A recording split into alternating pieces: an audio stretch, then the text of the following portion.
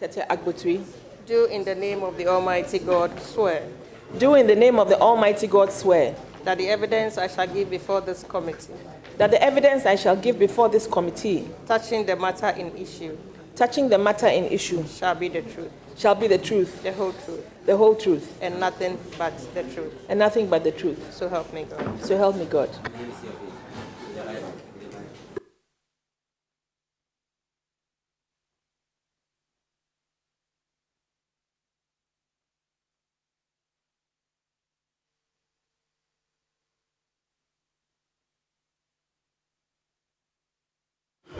Honorable Deputy Minister-Designate,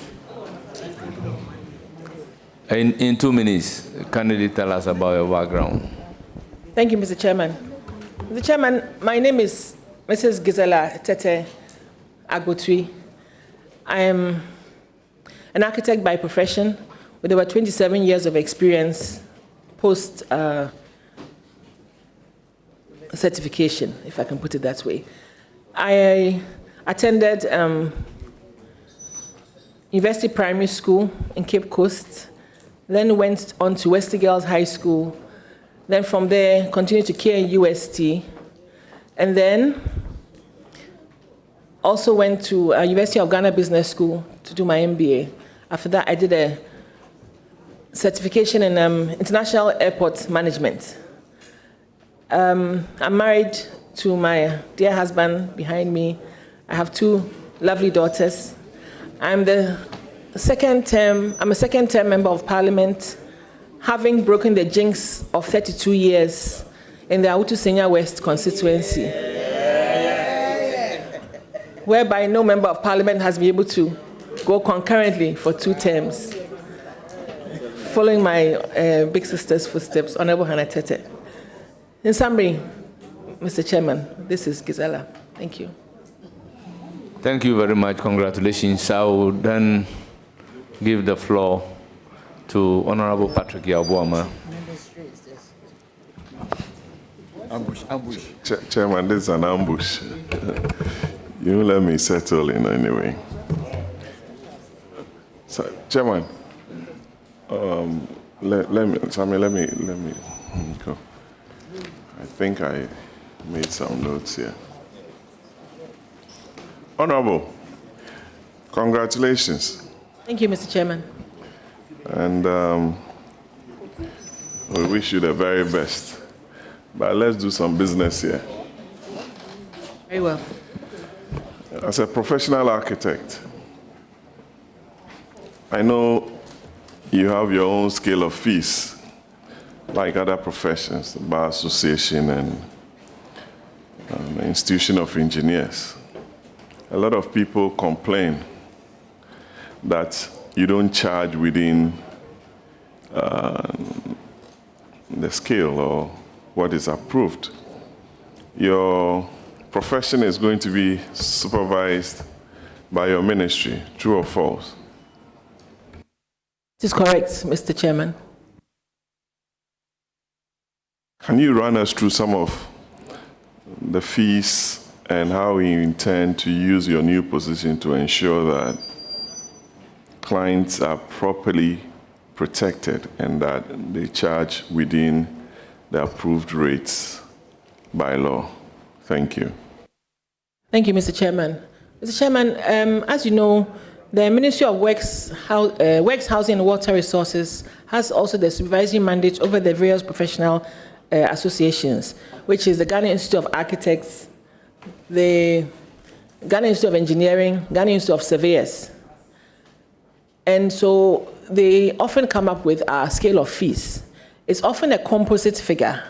The last one, the information I have, the last time it was revised was on 6 December 2021. And so there's a range. It is, you could almost say it is regulated by the ministry.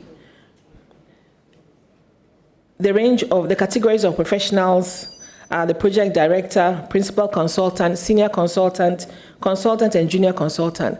Now, every firm, and depending on the nature of the job, will have a certain category of personnel that are part of it.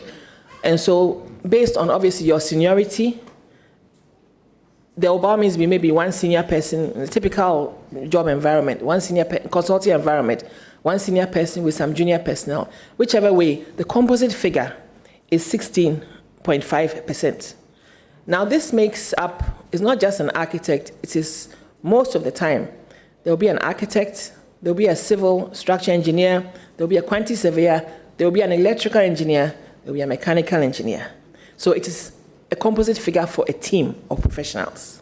Thank you. Then you've chopped, Honorable.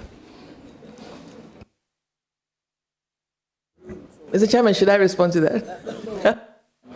No, Honorable Nominee. Chairman, I'll go to my second question. I got a few calls from players within the real estate sector. You know, together we passed the Real Estate Act, and there is VAT on real estate, which they believe is hindering on the sector's growth. Have you taken a look at it, and are you going to assist with a review of the real estate tax in a situation where we find ourselves in? Thank you.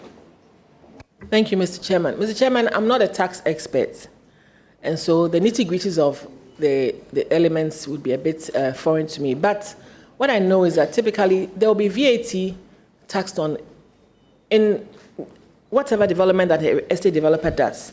There would always be an amount of VAT on the materials that are even procured and are used in the construction. So supposing on that progressive adding on, the VAT is charged on the various materials that are being procured. If you don't take care, the end product will be obviously a finally finished house. If there's VAT paid on that also, you would think that it is kind of double, it's almost like double taxation. But like I said, I'm not an expert in taxation. However, whatever concerns that the real estate sector have, I believe that they will bring it to a table for my minister and myself to confer. And I believe that there's nothing that cannot be discussed, or whether I can say negotiated or otherwise. I'm sure that along the way, if there are any misgivings or challenges with whatever regime that there is, it can be discussed. Thank you. Chairman, my last question. Your father was a known doctor, very respected, Cape Coast. And your sister, a respected MP. Your other sibling behind you, Gabriella, is very vocal on social media. What is it about the Tetteh family and politics within the Utu Senya is that you want to dominate and have dominated? Your sister was foreign minister, trade minister, now with the AU or the UN somewhere. You beat my good friend George Anda, you've beaten Eugene Ahin. What is this thing with the half-caste people in Utu Senya West? Yes, that you don't want us to take back a seat which used to be occupied by a former national chairman, Haruna Isiku. And that, I wish you well. Gizzy, God bless. Mr. Chair, Honorable Patrick has given the rundown. I don't need to add anything to it. Above all, that is your political secret. Is it?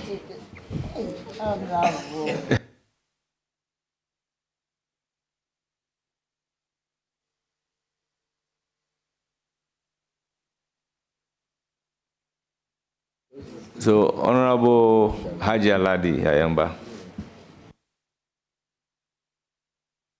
Thank you, Chairman.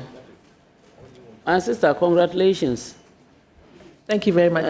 When Honorable Patrick Yabuama was talking about you, your family, and all those stories, I sat and I was laughing deep in my mind. Honestly, being a politician myself, I have never admired and followed anybody thinking of supporting or helping me to be a politician or go forward in my politics. But when I met your big sister, and for that matter, my big sister, that is how I call her. Early, when the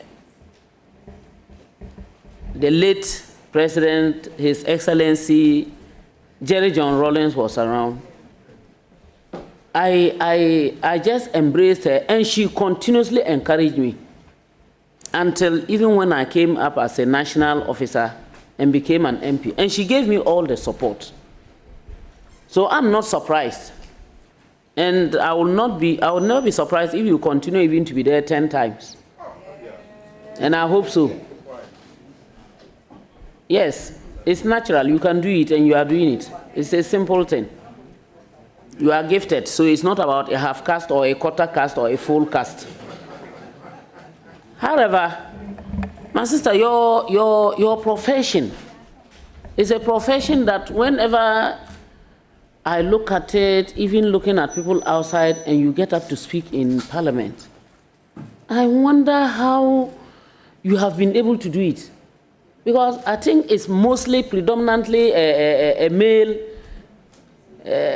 instituted area.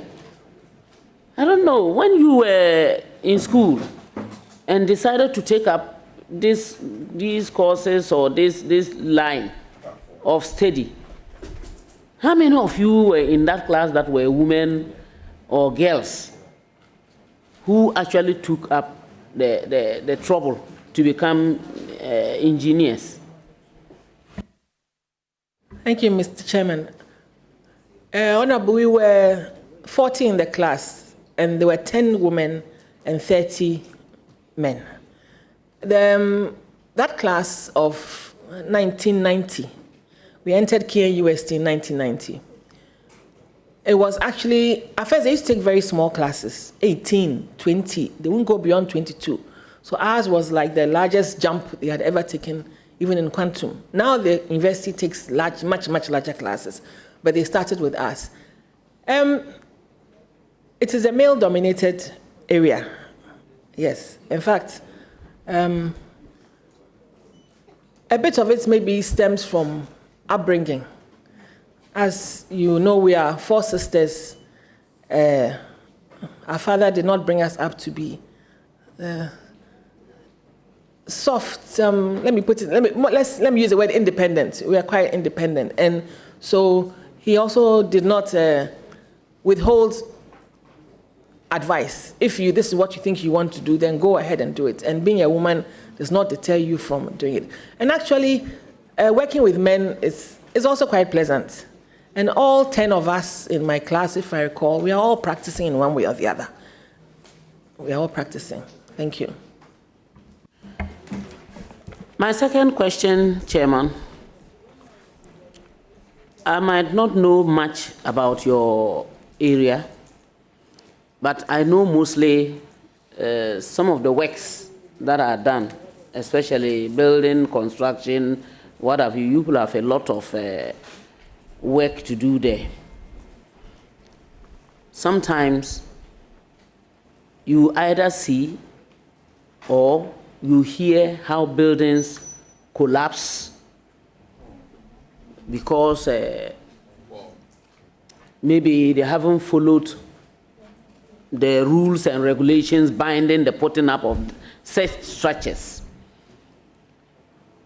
What will you do to support your minister to ensure that people adhere to the rules and regulations binding certain structures, not only the materials that are used, but where those structures are actually also put up?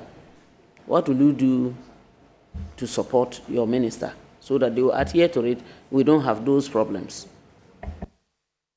Thank you, Mr. Chairman. Generally, in our built environment, there are specifications and standards that must be adhered to. Specifications and standards in the choice of materials, specifications and standards in the processes of construction, and it also has a lot to do with quality, workmanship, and the like, and then supervision. Many cases of buildings collapsing, I'm sure the investigative reports will say there was either maybe substandard materials or substandard construction or no supervision. Most of the time, many of these challenges, but I would wish that, and I'll take this opportunity to really talk about professionalism in the construction industry, because it's very important. You see, when you think about it, you're putting up maybe your house. That may be your biggest investment in your lifetime.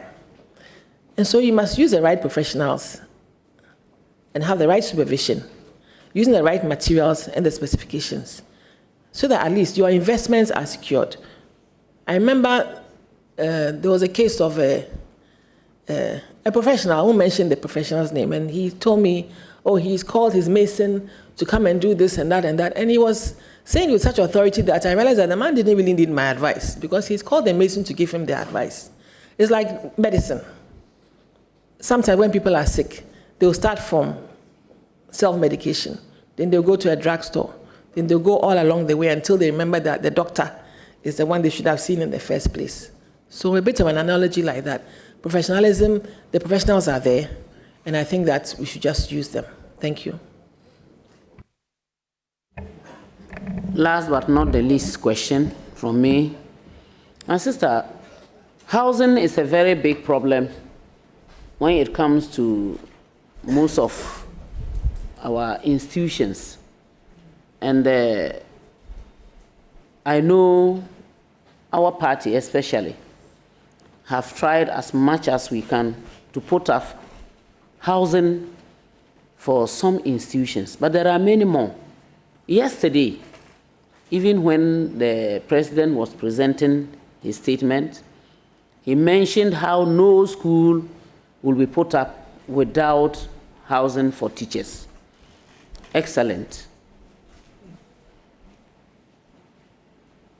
What will you do to suggest, or how will you suggest to your minister so that we can have more affordable housing for persons who are especially in the rural areas or sent to the rural areas? Because it's not an issue of just constructing the houses for those who will go there and then stay maybe for some years and go. But there might be people who are also resident there but do not have the funds to put up their own structures. So it becomes difficult for them. They want to leave. In your own way, what will you suggest to your minister so that you can have such facilities, the houses for people to be able to afford? Thank you, Mr. Chairman. My minister and I, we've already had such discussions, particularly about a district housing scheme, because housing must be decentralized for it to be effectively used. And so, as per the discussions we've already had, and yesterday in the SONA, His Excellency John Dramani Mahama also indicated the housing for teachers. It is a fantastic idea. Many times, housing is a connector between, let me give you an example. If it's in a school, there should be about 15 teachers in the basic school. And because of lack of accommodation, most of the time that is their worry, that is their concern, lack of accommodation, you may find only about 3 teachers. And so the school in the rural area and the school in the urban area, they will take the same exams. But effective teaching may be less over there because of some of these social problems around them. And so for having the plan to have accommodation around schools is brilliant. And I'll support my minister in any way possible to make sure that happens. Thank you very much. Thank you, my sister, and I wish you all the best. Thank you. Thank you. I'll give the floor to Honorable Hassan Omar. Thank you, Chairman. Honorable nominee, congratulations. Thank you very much. I have a question regarding water. And I know you are not the substantive minister, but my question is about your plans to eliminate the perennial water shortages in urban areas, particularly Tamale, and most urban areas in the northern regions. Thank you, Mr. Chair. Yesterday, during the SONA, the President enumerated a number of water systems that are likely to go online. And per my briefing with the staff in the ministry, there are pipeline projects, and there are also those that are ongoing. So I believe an assessment is already being done. And what my minister plans to do is to look at the country as a countrywide exercise and to see where we have to fill in the gaps, because water is very essential. And as you know, there's also the challenge now with illegal mining affecting particularly the head streams of rivers that are actually supplying water systems. So it is a multi-sectorial endeavor: works and housing, lands and forestry, and all the other agencies, even local government and all the other agencies and departments that will need to come together to make sure that water supply is at least as satisfactory, even if it's not every day, at least it comes a bit more frequently than it does. And so those plans are actually being discussed as we speak. Thank you. Very well. My second question has to do with a collaboration between your ministry and that of local government. I had an experience where the local government, I live in Adenta, and there was some property coming out in front of my house, which happened to be the middle of the road. I reported it to the local government, the MDA, and when they came to the side, they actually wrote on the building, "remove."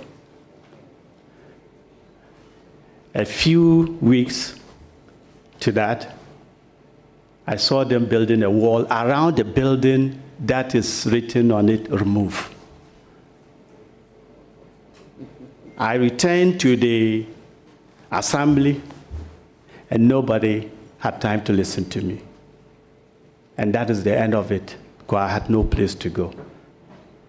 Now, if works and housing regulates such things, but we can't get to work and housing because you have decentralized or relegated or delegated that thing to MDAs, then there's a need that the two ministries work together in order to streamline and ensure that people follow or abide by the law. With these viewers, I wish you well. Thank you very much. I believe that is the way to go. Thank you. Thank you very much, Honorable Nominee. I'll give the floor to Vincent Asafua. Thank you very much, Mr. Speaker. And let me say a big congratulations to my dear sister.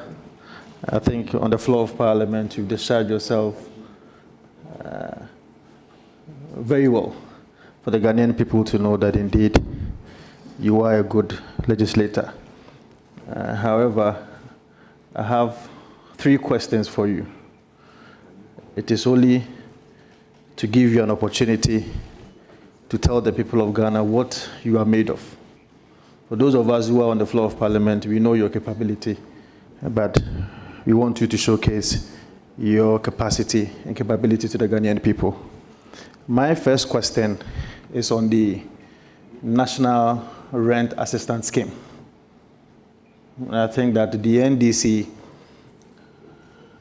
had that in their manifesto. In fact, the NDC promised that they are going to introduce a national assistant rent scheme where low interest are going to be given to persons who may be interested to take up such a facility. The previous government introduced a national rental assistance scheme, which was to provide rent advances for low to middle income persons in the country. Currently, it is being piloted in about 6 regions. In about 6 regions, having about 2,600 beneficiaries. Since you were nominated as a Deputy Minister-Designate, have you received any briefing from your ministry?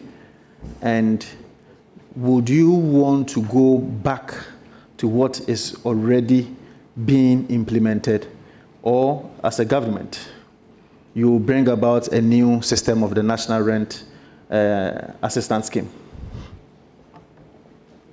Thank you, Mr. Chair. I believe with my minister, we would, because really, as a deputy minister, I'm there to assist.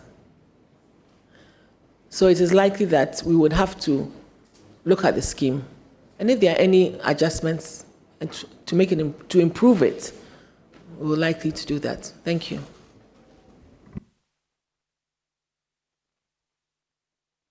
Okay, thank you. That's a smart answer anyway, but my second question to you is on Saglemi housing project.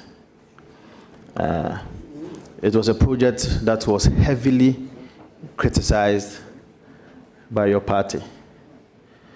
Heavily criticized by your party because, in your estimation, the NPP government failed to operationalize the housing project. My question to you is, what do you and your minister seek to do to operationalize the Saglemi housing project? Thank you very much. Again, as per the directives in the SONA that were given yesterday by the president, yes, he has asked that we take a look at the Saglemi housing project again. Typically, when you've left a project for that long, you'd obviously have to go and do an assessment of what it takes to complete it again, because there have been heavy theft on that site. And so even though they were completed, some large amount of completed structures, they've been vandalized. And so it would mean changing a lot of things within literally each house and housing unit. So the first thing is to do the assessment, and then costing, obviously, and then see how it's going to be funded and then completed. Then moving forward, I think, again, with my minister and other sectors, we'll have to see how it's going to be occupied. You know, when you have a housing project, sometimes you have an anchor. An anchor in the sense that that zone is an industrial enclave. Right after the Saglemi, there's a Dawa industrial zone. Imagine if the industrial zone was working about 70% capacity. All the industries and factories that were supposed to have been put up, assuming all things being equal, that Saglemi housing project would have been taken up even for middle management accommodation, at least. In the same way, if you recall, there was a plan to move the airport from Kotaka to along that stretch. And imagine if the airport had been moved. Saglemi, there would have been many more Saglemis in that area. So I believe, again, the discussion, it is on the front burner, and we'll take the necessary action that we have to. Thank you. Well, Mr. Chairman, just a follow-up question to that. Respectfully, nominee, I may want to give you another opportunity if you want to convince the Ghanaian people your commitment to this project? Can we hold you to your words that in the next 4 years, that is if His Excellency the President leaves you at that ministry, the Saglemi project is going to be completed? Do we have your commitment to that effect? Yes, Mr. Chairman, because yesterday the President mentioned this, and when he says it, he will do it. Thank you. All right. Mr. Chairman, my last question. Issues of flood is very critical in our country, especially the capital city of Ghana, Greater Accra. Just a few years ago, we had many Ghanaians having their lives perished through flood. It's quite devastating if you have to be affected with such an issue. I want to find out what your party and your government would want to do, especially because the previous government was attacked, for lack of better words, for failing to deal with issues of flooding. What do you intend to do differently in terms of dealing with flooding? Thank you. In Greater Accra or the country? You are the Deputy Minister for Ghana. And so for the country, but specifically you can zoom into Greater Accra because this is where we are largely or mostly hit when issues of flood hits us. Yeah. Thank you. Mr. Chairman, there were already efforts made with the Garrett project and otherwise to be able to improve their flooding mechanisms, the anti-flooding mechanisms in Greater Accra. That is mainly around the Odo Basin, and the Odo is one out of nine basins in the Greater Accra. But moving forward, you see, there are so many built-up areas in the country. Nowadays, when we even build our houses, we don't want to even leave much grass unless you have a larger space. You pave it, and the water always finds its level. It will run off somewhere, and it will have to be collected somewhere. So I think that we have to have a relook and a rethink at some of these things that we actually do. When they say little drops of water make a mighty ocean, it is a similar thing.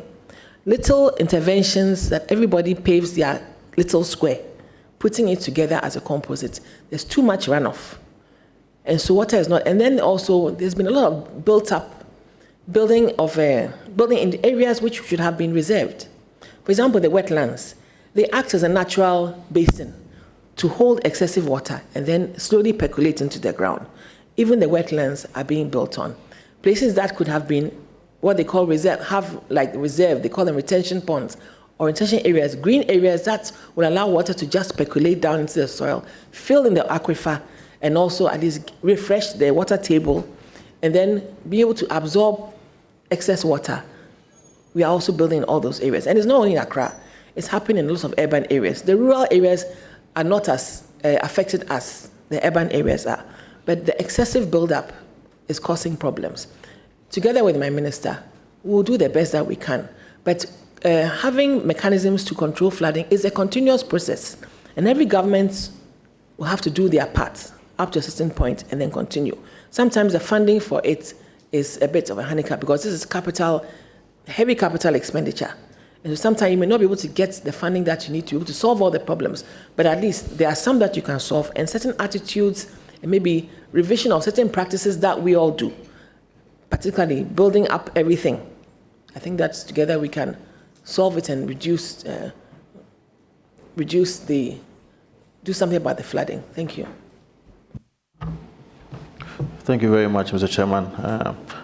I think that you may want to look at what the Ministry of Local Government is doing with Garrett, as you rightly said. There's a lot to learn from there. In the absence of any other question, I want to say congratulations to you for your nomination, and I wish you the very best of luck. Thank you. It's now the turn of Honorable Sammy Auku. Thank you. Honorable Chair, Honorable nominee, congratulations. Thank you very much. I'm going to ask one of the most important questions for young people and the middle class, and that is the issue of paying rent advance. It is an issue not because there's a lack of an existing law or act, but it's the lack of enforcement of that act. Honorable nominee, what would be the recommendation to your minister in ensuring that this Rent Act is complied with?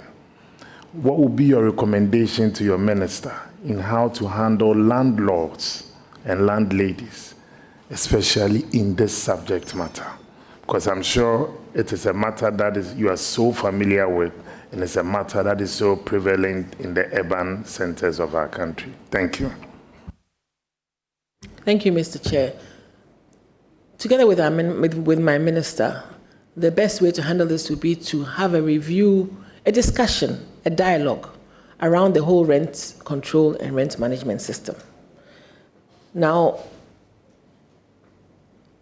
it is best, because of the various stakeholders involved, that the rent control department is one key one. It is decentralized and is found in many districts across the country.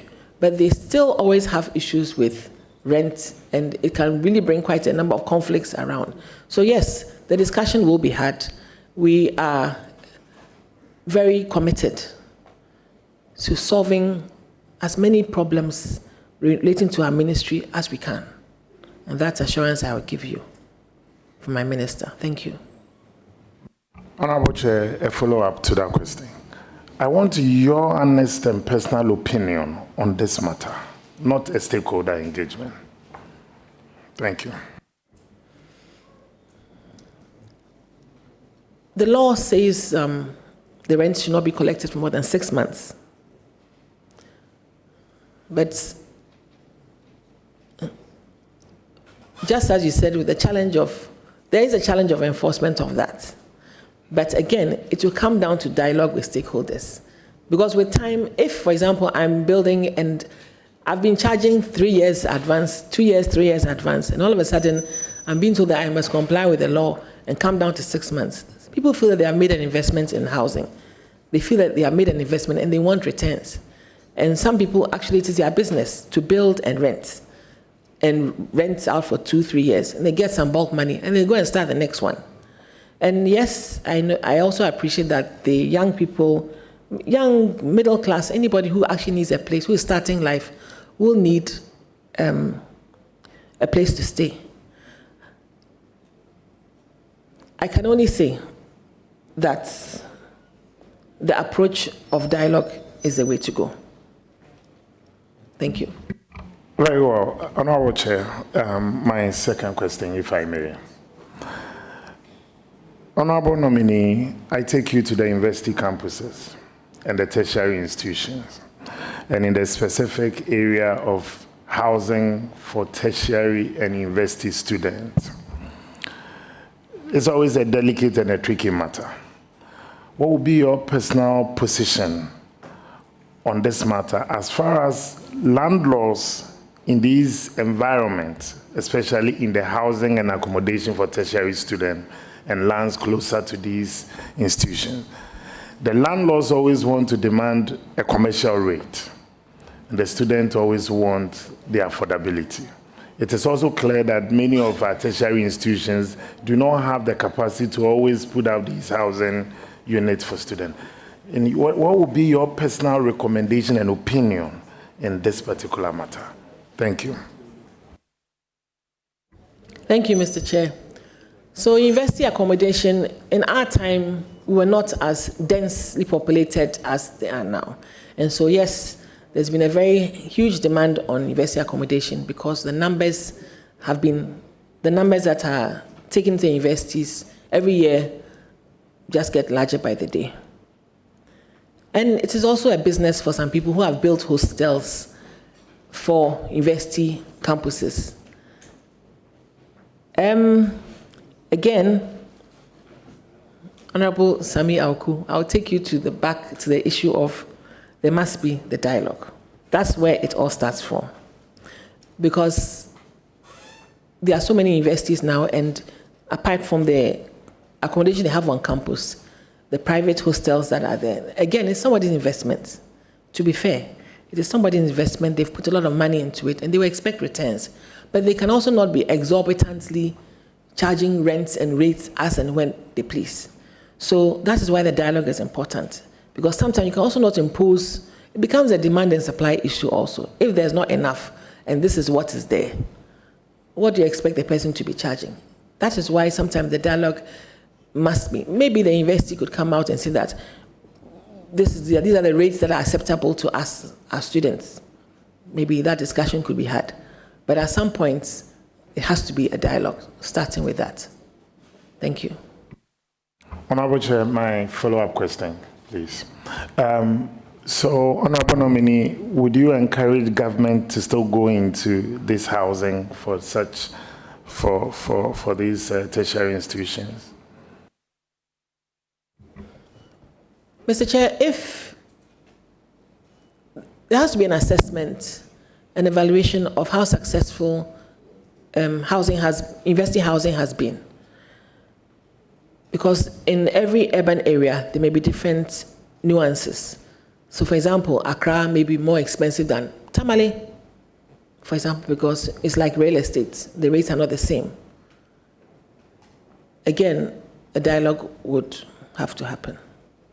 And then we take it from there. Thank you. Thank you. Honorable Chair, my last question.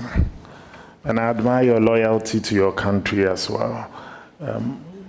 Can you share with me the words in the National Pledge? Thereby I recite it. I promise on my honor to be faithful and loyal to Ghana, my motherland. But Ghana is actually my fatherland. I pledge myself to the service of Ghana with all my strength and with all my heart. I promise to uphold in high esteem a heritage won for us through the blood and toil of our fathers. And I pledge myself in all things to uphold and defend the good name of Ghana. So help me God. Thank you, Honorable Chair. I will give the floor to Honorable Jerry Shai. Honorable, congratulations to you. Thank you, Honorable. I just want to find out if I perused your CV and I saw that you've been engaged in PPP, as in you've studied a lot more on PPP, I think in Washington, D.C., in 2014, 2016, thereabout. Is that correct? Yes, Mr. Chair. So what would be your suggestion to your minister with reference to PPP arrangements where we have lands in some areas that, for instance, you can say Laboni, you can also talk about cantonments, and you have some public or civil servants living on those lands. The lands are very huge, but they are underutilized. Is it the case that you recommend more PPPs for such so that your minister will take them up? Thank you, Mr. Chair. That is actually ongoing, but a few observations, and that is ongoing under the ministry already, and that is helping in giving housing to public servants, especially senior public servants. There are some ongoing in Ridge, Cantonment, Latebia Okoshi, and other places, Roman Ridge, and others. Now, my observation is that the negotiations could be looked at again. I've seen a case where I think there were about 4 units on a plot, and then they were rebuilt elsewhere as same 4 or 5. You must look at the value of the land, and then the development the next development will be commensurate to the value of the land, and again based on negotiations. So, like I said, that is already ongoing in the ministry, and I'm sure the minister has taken a look at some of those already. I'm aware that he's done that. And together, we'll discuss and move forward, because there will continuously be the need for some public housing. Thank you. Do you have a British passport? I used to. I don't have it anymore. Or do you want to share why you don't have it anymore? Mr. Chairman, subject to taking up the parliamentary, subject to deciding to become a member of parliament, I had to give up my British citizenship. So I renounced it in October 2019, before I stood the first term. Thank you.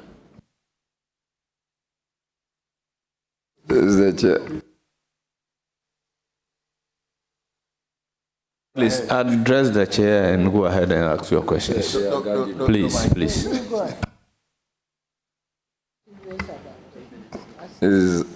Honorable Chair, just want to find out from the nominee. I know the usual language is that you are going to support the minister. So there are about 16, I'm not too sure if I'm right on that, housing projects ongoing in Ghana.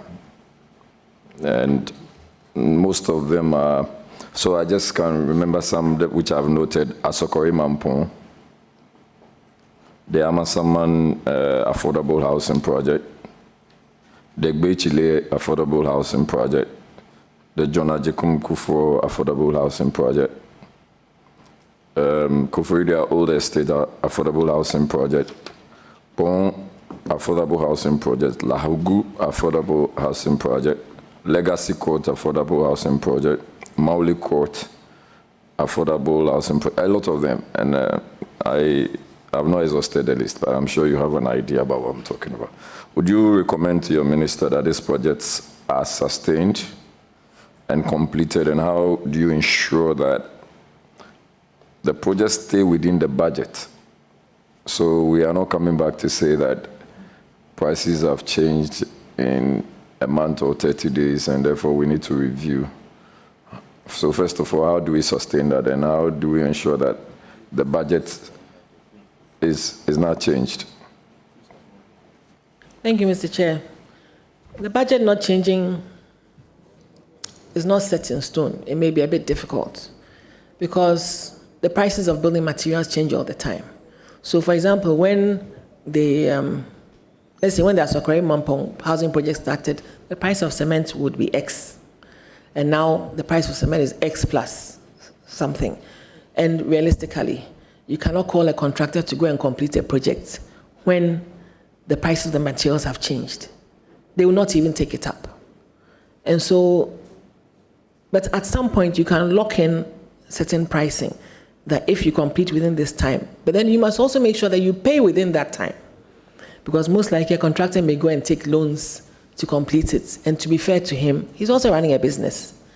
So in such a case, you realize that you've taken the loans, the government has not paid. And that is a story of a lot of uncompleted projects that are actually around the country.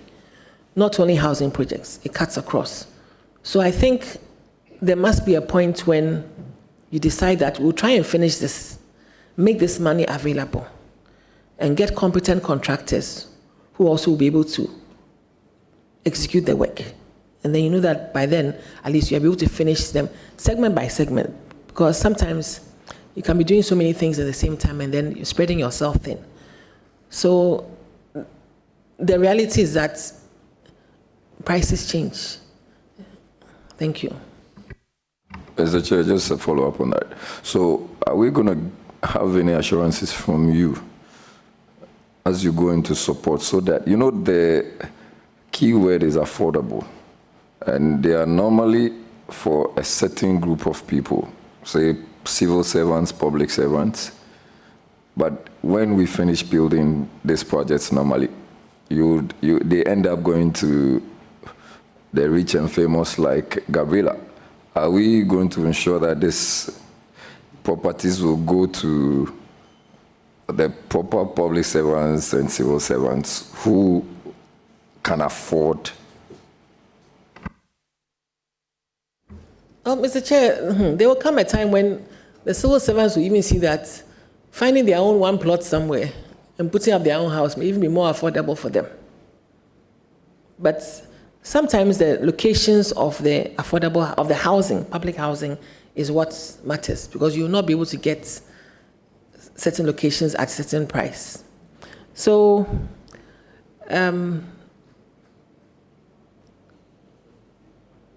I think that, Mr. Chairman, I'm a bit lost with the last part of his question. Just ensuring that the people who are meant to have this project are going to have the project. I mean, I think you have actually dealt with it, so. But let me just add something. You see, the tag of affordable, sometimes it sounds a bit derogatory. So somebody will say, I don't like this affordable housing. This is just a reduction of the specifications. So for example, instead of using a porcelain tile on the floor, you decide to use a ceramic tile, which will be cheaper. Or you not use a tile at all and you just leave it as a smooth finish. So the paint will be the same. Maybe instead of getting a Jaguar sanitary ware, that brand, you go for a lower brand. Instead of maybe having sliding windows, you put louvers. So it's basically just a drop of the specifications that, give it that, and then trying to make it a bit more affordable in totality. Thank you. Honorable Chair, last question. Yes, the two were. Honorable Jerry, your first question was on the PPP arrangement. The second one was on the British passport, and then the reason for renunciation, and then the third question is on affordable housing projects. Sometimes you do this as if I am not keeping record. Chair, you ask your three questions. You have. Yes, you have. If Chair is going to allow, but if not, that is okay. So if you want my leave to ask that question, Chair, you are right on point. Your last question. No, I thought that was the last, and it wasn't. Very well, you may ask the question. Thank you very much, Chair. I think today is Friday, Chair will let us. This is just about my constituency. We have problems with storm drains. We also have problems with flooding. And this is replicated in some other constituencies. I'm sure, apart from Wejagbawe, you may find that in Botiano. And I think it's because of the topography of the area.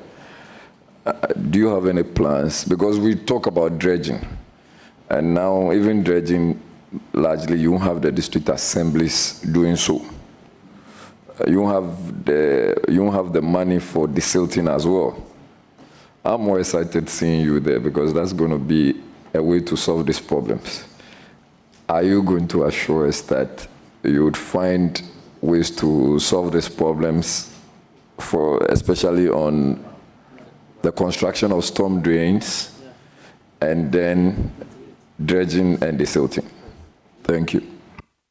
Thank you, Mr. Chair. Mr. Chair, there are some existing projects, some projects that are going on. I know there are some box culverts that were being constructed by in between McCarthy Hill and Weja, if I recall. I think they are still under construction. I think that's in your constituency. Or that's Botiano. But they all have linkages from one to the next. So I believe that I do not know the entire scope of that particular project, but I believe that it will enter your constituency. But the general thing, like I talked about, is the runoff, the surface runoff. That, I think, that can be tackled locally. And let us make whether I could say announcements or whatever, encourage people to plant a bit more, have a bit more green space, or just earth that will be able to absorb the water, than always having hard surfaces that allow for runoff, which then becomes flooding if it cannot be contained or percolated down. So you still have a bit of the problem, but I believe that step by step it will be solved. Thank you. Honorable Chair, thank you very much. I wish her very well. I'm very happy. That's one of the appointments I'm happy about. Very much, Honorable. Thank you. I would give the floor to Honorable Mahama Shaibu. Gizella, congratulations. Thank you, Chair. A very well-deserved nomination. Let's do the affordability bit. And that word, affordable housing, has been used over the years. In your view,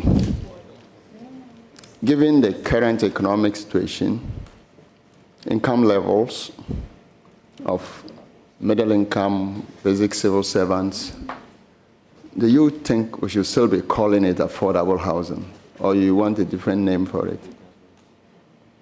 They just cannot. The people they are meant for can't afford it. So maybe, Mr. Chair, it's time to apply some marketing techniques to it and just sell it as an estate, give it a very nice name. Meanwhile, you know that the specifications are much lower than what may be high end, because the affordable tag sounds a bit not demeaning, but it seems to have a bit of a negative connotation, and somebody wants, I don't want to go that way, it's affordable housing. But the house is the house, and it's shelter. And sometimes what you really need is just a roof over your head. But obviously, with our tastes and preferences, we all have different wants, and then it moves from the point of a need to a want. So I think that my minister would be very, and we've had those discussions, you know, what do we do to make it sound a bit different or change the connotation of affordability? Meanwhile, it may still be affordable. But really in Ghana, what is affordable? What building materials are affordable these days? That's a challenge. Thank you. Housing for security services has been challenged over the years. I'm sure you've become aware of that. Would you want to prioritize your housing units for security services? I know other public service workers would want to have, but if you have our military and police people living, renting houses in units with civilians, you can imagine the compromises that can be. Would you want to suggest to your minister to prioritize on security bit before the others? Thank you, Mr. Chair. The decentralized district housing can cater for some of that. This is just about the allocation. So some may be teachers, some may be health personnel, some may be security personnel. So I believe for now, the housing schemes that I've seen are much larger, and they are mostly centered in urban areas. But really, the police are posted all across the country. And sometimes when you see the accommodation they live in, they left to them alone, they will not be living in that country. But maybe it's either a duty post or otherwise. And it's not only them, immigration officers are also posted around the country. I think generally it's important that we look at housing for the various groups. And again, the district housing that my minister has looked at is likely to solve that problem. Thank you. On that note, Mr. Chairman, let me wish the nominee. I know you will deliver, and I wish you very well in your new role. Thank you very much, Mr. Chair. I will give the floor to the Deputy Ranking, Honorable Patricia Piaget. Thank you very much, Honorable Chair. I'd like to take this opportunity to congratulate Honorable Gizella. I don't think I have any doubt about your capacity to perform in the position of a Deputy Minister for the Works and Housing Unit. But I believe that there are some few challenges that we need to speak to.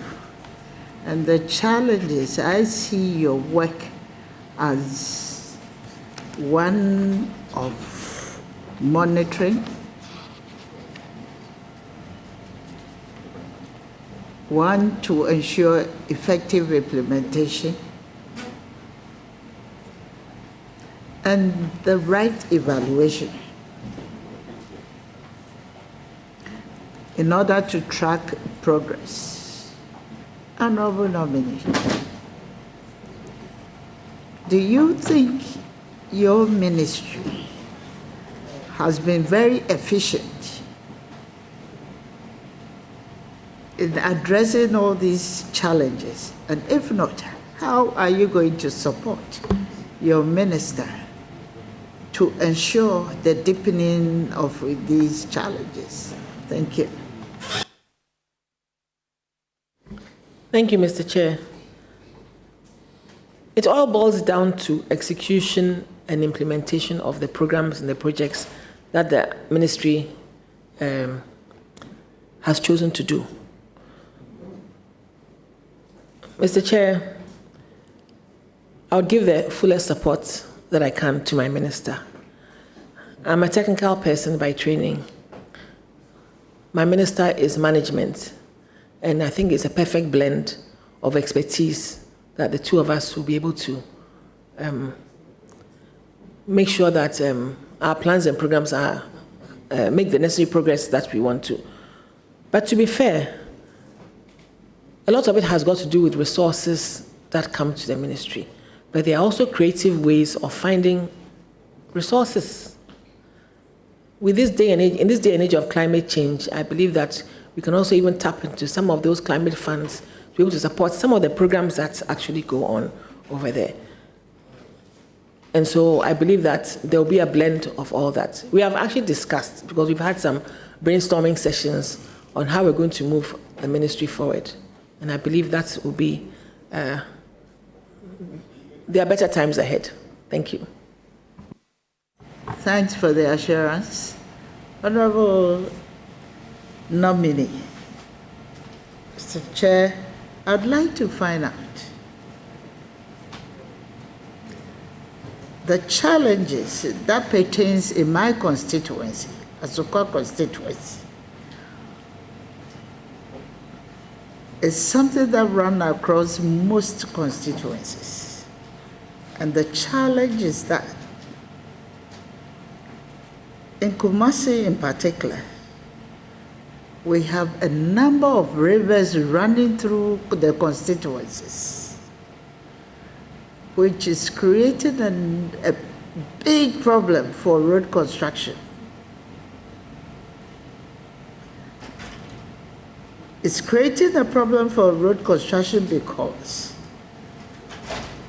the rivers are not, or I would call it the drains are not well lined, and as a result, the water moves in any direction, and most of the time, it affects the road construction within those areas. Be given the opportunity to manage the works and housing. Do I get your assurance that in supporting your minister to deliver on your mandate, are you going to take a specific interest in this problem of ensuring that our drains are well lined, and if possible, there will be the need to attract the right funding source to address this issue, especially with my constituency in mind? Will you give me that support? Thank you. Thank you, Honorable Chair. As I went to university in Kumasi, Kumasi has changed a lot. When we were on University Campus, KNUST Campus, as soon as it rained, the water would vanish. There was no issues of flooding or anything like that. But now it has changed, and it's affected the whole of Kumasi itself. But this is a close collaboration with the Ministry of Roads and Highways and Ghana Hydrological Authority. And so we just have to make sure that the collaboration is much closer and well connected to be able to solve some of these problems. As for drains, some of them are earth drains. And then frequently you see that they get an excavator to clear out the pathways. Some of those are done, because not every drain can actually be concrete, built that way. But some of them, sometimes when maybe there's the frequency of usage is much more, or much more heavier usage, then you have to have the proper storm drains constructed there. The collaboration will be done. Thank you. Thank you, Honorable Nominee. Yesterday, at the State of the Nation's address, correct me if I didn't hear right, I quite remember that the President, His Excellency, Honorable John Dramani Mahama, indicated clearly that you're going to develop housing within, on a district-based level. And I believe that going by your manifesto, these district-based housing projects that is being introduced is also to address the housing needs of women, vulnerable women, single women who cannot afford to develop their own houses. And I'm wondering,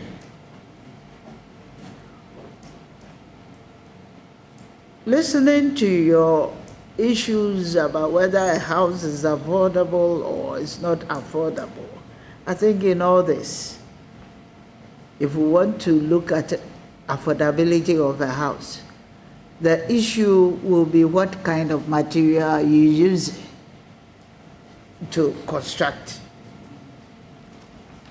Honorable, what will you propose to support your minister to ensure that the new housing projects will incorporate designs that address the specific needs of women and children, such as adequate sanitation facilities, safety features, and spaces conducive to small-scale economic activities, and still be affordable? Thank you. Thank you, Mr. Chair. That's a tall one. But at the end of the day, every house designed must have these features cutting across, because usually housing is unisex. It's not specifically for women or for men. There are certain basic things that should be in it, except that sometimes our communities lack certain things, especially sanitary facilities. People tend to build their houses, their private houses, chamber and hall, for example, in certain communities, and then they will not have washroom facilities attached to it. It's a matter of cost sometimes, but the district housing would show and exhibit a certain kind of, let's say, best practice in housing. And I'm sure that will be picked up in a lot of our communities by the artisans, the masons, and all those who build. You know, this is the way we think we want to go. Sometimes, let me give an example. You go to a rural community and they have public toilets. A lot of people, left to them alone, they wouldn't mind having one in their house. So they don't have to walk to a public sanitary facility. But then it becomes an issue of cost for them. And so I think that by the time we are done with the kind of housing that we want to implement, they would see the difference in what should be ideal and what people could also aspire to, and what practically we can also do to make sure that the housing is responsive and inclusive. Thank you. Thank you. Honorable Nominee, do you think that collaboration between the ministry, your ministry, and financial institutions is crucial to provide the tailored financial products that address the unique challenges women face in accessing housing finance? Do you think? Please, can you see the question again? Hello? Yes. Do you think that your ministry can collaborate with the financial institution to ensure that you can provide tailored financial products that can address the unique challenges women face in accessing housing finance? Thank you, Mr. Chair. Yes, that can be done. Banks and financial institutions have products. They also prepare products for the markets and different kinds of loans that they give, housing loans, trade for and others. And so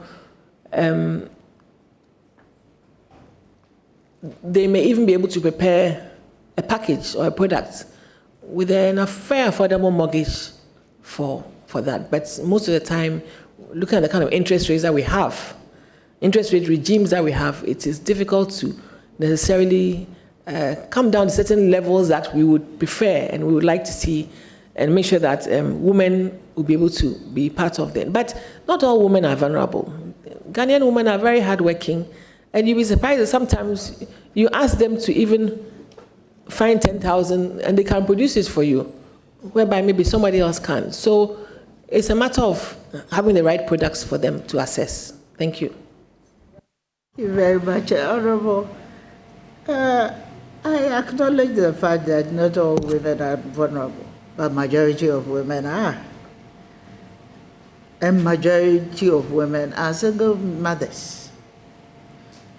Even if within the single mother's zone, we still have very hard-working ones who can afford everything. But I thought you were addressing a specific need of ensuring that women who are vulnerable and are not in the capacity to build their own houses, there is a window where you want to construct it. That's why you've made it district specific. So that is my challenge here. That is it ever possible to achieve that and ensure that women who have such challenges, their needs will be addressed? That is my simplest. Thank you, Chair. It can be looked into. Thank you. Thank you very much, Honorable. I don't think I have any doubt at all of your capacity. You are a technical person, and it's just for us to converse and then know some of the ideas you have out there. So I wish you the best. Hey, thank you very much. Congratulations. Thank you, Madam. Honorable nominee, let me add my voice in congratulating you. I know you are good. You can perform the task in supporting your minister to deliver at your sector. Thank you very much, Mr. Chair, for the confidence. I wish you a very good luck. Thank you, Mr. Chair. Let me acknowledge your revered guests. Nai Kwame Tewia the fourth, Bambohini of Ewutu Traditional Council, Reverend Daniel Kobina Abam, Head Pastor, Restoration Hour Assemblies of God, Mr. Kalala Egan Nyamiche, Ewutu Senior West Constituency Vice Chairman, NDC, Ibrahim Babangida, linguist to Ewutu Senior District Chief Imam, Mr. Afenyo-Markin, spouse of the nominee, Madam Christina Tetteh, sister of the nominee, Madam Gizella Tetteh, sister of the nominee and Central Regional Communication Officer, Mr. George Tetteh, uncle of the nominee, Professor Richard Kofi Asiedu, Central Regional Chairman, NDC, Nanyi Kobina Abaka, Kuntihini, Senior Traditional Council, Mr. Bright Atukwe, Council of Elders, Ewutu Senya West Constituency. Mr. Samson Abe Ama, former DCE of Ewutu Senya District. Dr. Oscar Aban, Constituency Member. Mr. Cyril Alex Gokal, Brand Manager of the nominee. Mr. Joseph Mensah Abaka, Central Regional Deputy Organizer, NDC. Mr. Francis Ohipini, Constituency Member. Mrs. Matilda Sokpo, Constituency Women Organizer, Ewutu Senya West, NDC. And Madam Agatha Sachi Asabil, Family Member. You are all welcome. Honorable nominee, you hear from the committee, you are hereby discharged. Thank you very much, Mr. Chairman. Thank you for having me. Thank you.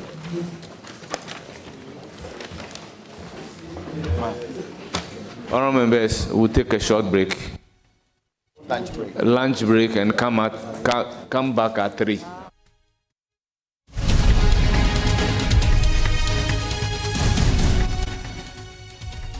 You've been watching the live coverage of the vetting of the Deputy Minister-Designate, and just finished or just gone by is Gizella Tetteh-Agbotui, who is headed to the Ministry of Works, Housing and Water Resources. If given the opportunity to become the deputy to help the substantive minister in that ministry, and touting her capabilities because of her architectural experience and the technical experience that she has, together with the substantive minister, hopefully they will move the housing deficits and the housing challenges that we have in this country to a better front. But the committee is taking a break, going for a lunch break, and will convene and come back at 3 p.m. Over here at Joy News as well, we'll continue with our bulletin, and we'll definitely bring you the continuation of the live coverage of the vetting of Deputy Minister-Designate. And when we come back at that point, we shall be bringing you the vetting of Ernest Broja Jemfi, who is headed to the Defense Ministry to assist or deputize if given the opportunity. Thank you for sticking and staying with us all through, but do stay for our subsequent bulletins and even the vetting as it continues.